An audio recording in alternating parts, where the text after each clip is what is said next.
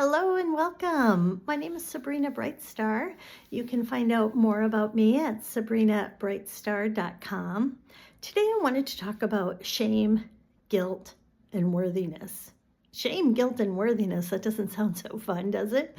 But when you think about right now, right, today is July 23rd, 2024, and holy mothership. Things are intense and people are triggered, right? People are having extreme reactions, emotions, people are arguing, fighting, people are disagreeing, like it is intense. It is intense what is happening. And whenever we look at when we look at someone showing up like an asshole, right? When we look at someone being really cruel or mean or like having a fit or whatever, any of that intensity, what is behind it? So if we looked behind the behavior, right? So if somebody's being a jerk, an asshole, if you looked behind the behavior, what would you see? And in all situations, when we look behind the behavior, we see pain, we see wounds, we see a wounded person with low self-worth, low self-esteem. Right? Because a person in their power doesn't need to power over others. A person who is balanced and regulated doesn't need to have temper tantrums, doesn't need to intimidate, doesn't need to scare, doesn't need to control or force. When you're regulated within yourself and in your own personal strength, you just manage you in your bubble. You don't need to control the room. You don't need to dictate people. You don't need to manipulate. You don't need to scare people. You don't need any of that because you are just anchored, balanced, and grounded within you. So when we see the collective with all this extreme, right? If we don't just look at that first layer, if we don't just look at that first layer of maybe the screaming, of maybe the bad behavior, of maybe the cruelness, if we look behind it, we can see collectively there's so much fear, there's so much wounds, there's so much insecurity. Insecurity as an individual and insecurity as like the protection of the group. When there's not a group, when there's not a place that you feel is safe, that's not protecting you, if you don't feel that your government is protecting you, if you don't feel like in your home, your family is protecting you, if you don't feel like the community that you invest your time and energy in, like they don't protect you, like it's a very vulnerable, insecure place to reside in. And when we're overwhelmed, what do we want? When we're overwhelmed, we want leadership. We want leadership in a way that helps us, that protects us.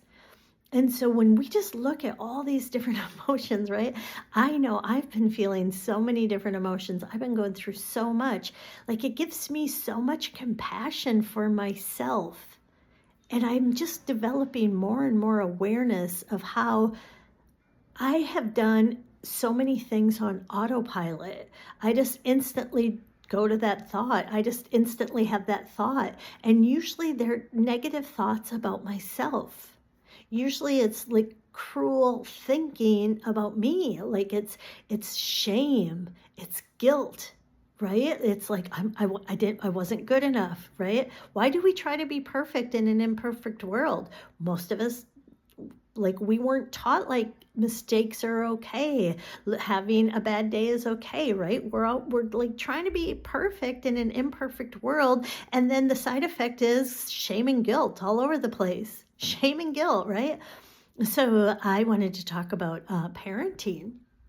I had probably one of the worst days in my life with a family situation and a parenting situation. And what was beautiful about this terrible, horrific day is I showed up different.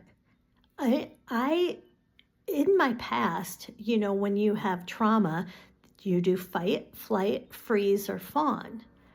And of course, we do all of them because all of us have had trauma, because all of us come from imperfect family. Every single one of us had an imperfect mom and dad. Every single one of us had imperfect families. So every single one of us has trauma on some level. Some of us have more trauma. Some of us have less trauma. And it's not a competition, but we all have experienced trauma. If you were born on planet Earth to imperfect people, you have trauma because your parents couldn't care for you perfectly because they're imperfect. So of course I'm a receiver of trauma. Fight, flight, freeze, or fawn is how the body processes trauma. So without realizing it, just this past couple of years, I've really been starting to understand, like, I've been living with a dysregulated nervous system, and I've thought it was normal. It is so familiar, I thought it was normal. So one of the things that I did on autopilot, just automatically, is I go into fawn. I just like pretend everything's fine. I just want to make sure everybody else is okay. I just like, oh, are you okay? If you're okay, everything's good. Or, oh, like, I'm fine, everything's fine. So like children, like we can hurt our children, but our children can hurt us too. And the old me thought like I couldn't let them know if they were causing me pain. I didn't even like have the tools to probably even understand that they were causing me pain. I just would do, these trauma responses: fight, flight, freeze, or fawn, right? Distraction, just ignore it, don't deal with it. Freeze, right? Fawn. Well, this situation, my child, like the pain I felt from her, like the pain I felt was so intense, and I didn't hide it. I let it all come out. And that was like so new, right? And I just was vulnerable. I just said, can I share how I'm feeling? And so even though it's not her intention to hurt me, right? Like as a parent, it's not my intention to hurt my children. My children, it's not their intention to hurt me. We're all just surviving, right? We're all just doing the best we can. But it was new for me to acknowledge the pain my body was feeling and just to articulate it. And we didn't need to have a solution. We didn't need to like fawn and pretend like it was, oh, everything's okay, love, love, love, love, right? Like it's deep, deep wounds. It's deep, deep pains. And then something magical happened by just being able to express it. And that listening, just being seen and heard, like something happens.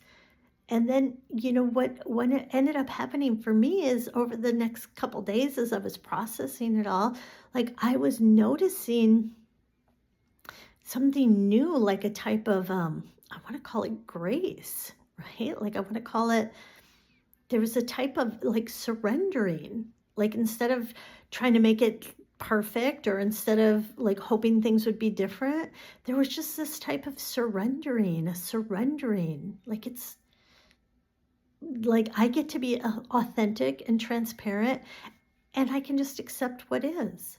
I can just allow what is.